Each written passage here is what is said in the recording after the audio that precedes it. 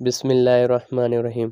अल्लाह हर शइ जो ख़ालिक मालिक परवरदिगार पालणहार वाहिद बेनियाज़ ऐं अज़ली अबदी रब आहे, जंहिंजो न को शरीक आहे न मिसलो मिसाल। अल्लाह सभिनी सुहिणियुनि सिफ़तनि ऐं कमालनि जो मालिक आहे। इबादत जे लाइक़ सिर्फ़ ऐं सिर्फ़ हिकु संदसि ज़ात आहे। अल्लाह वाहिद अहद समद ज़ात आहे जेको वाजिबुल वजूद आहे। अल्लाह समूरी मख़लूक़ात जो ख़ालिक आहे। अल्लाह बेहद रहमतनि वारो आहे। अल्लाह पंहिंजे बाननि सां वॾी बाझ करण वारो आहे। अल्लाह जो को बि मिसल न आहे।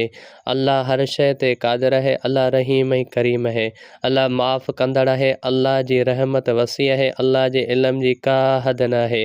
अल्लाह जी कुदरत बेमिसाल आहे। अल्लाह दिलनि जा हाल ॼाणंदड़ आहे। अल्लाह जी ज़ात बेनियाज़ आहे। अल्लाह जो कलाम बरहक़ आहे। अल्लाह हर इबादत जो लाइक़ु आहे। अल्लाह सां को बि शरीक न आहे। अल्लाह अव्वल बि आहे त आख़िर बि आहे। अल्लाह ज़ाहिर बि आहे त बातिन बि आहे। अल्लाह जी रज़ा ऐं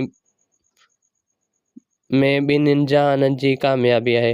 अल्लाह जो ख़ौफ़ इंसान खे नेकी ते आणींदो आहे। अल्लाह हर हाल में हर जाइ ते ॾिसण वारो आहे। अल्लाह लाइ का बि शइ न मुश्किल आहे ऐं न महाल आहे। अल्लाह सां मुहबत रूह जो सुकून आहे। अल्लाह जो ज़िक्र दिलनि खे राहत ऐं फ़रत ॾिए थो। अल्लाह सां बंदगी जो तालिक़ इंसान जी ज़िंदगी जो हुस्न आहे। अल्लाह जो हर फ़ैसिलो हमेशह हक़ ते ॿधलु हूंदो आहे। अल्लाह जे हर कम में हिकमत हूंदी आहे। अल्लाह जी रज़ा सभिनी मक़सदनि खां आला आहे। अल्लाह जी मुहबत खां सवाइ ज़िंदगी बेकार आहे। अल्लाह जो शुक्र अदा करण नेमतुनि खे वधाईंदो आहे। अल्लाह जी रहमत ना उमीदी खां बचाए थी। अल्लाह जी नाफ़रमानी बर्बादी जो रस्तो आहे। अल्लाह खे यादि करणु ख़ुशनसीबी आहे। अल्लाह जी बख़्शिश बेनिहात आहे।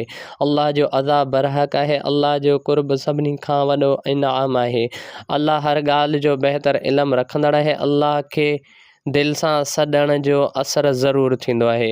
अल्लाह जी मख़लूक़ जी मदद करणु संदसि रज़ा जो सबबु आहे। अल्लाह हर मुश्किल खे आसान करण वारो आहे।